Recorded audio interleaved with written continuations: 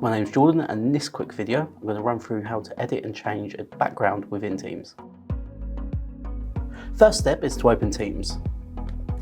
Once inside Teams, you want to access the meeting that you want to be able to edit the background filters for.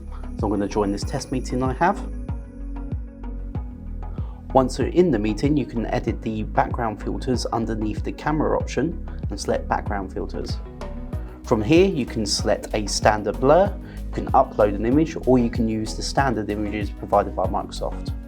For in this instance I'm going to use a standard blur. As you can see, it's blurred out the background and you can only see yourself on the camera. I'm also going to use a standard Tribeca background for us. In this instance, this is now loaded. From there you can then click join and you then have the background applied.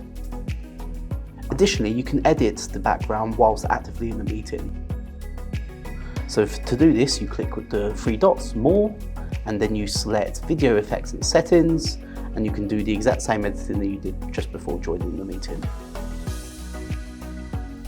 Thanks for watching this video. For more videos like this, please visit our YouTube channel.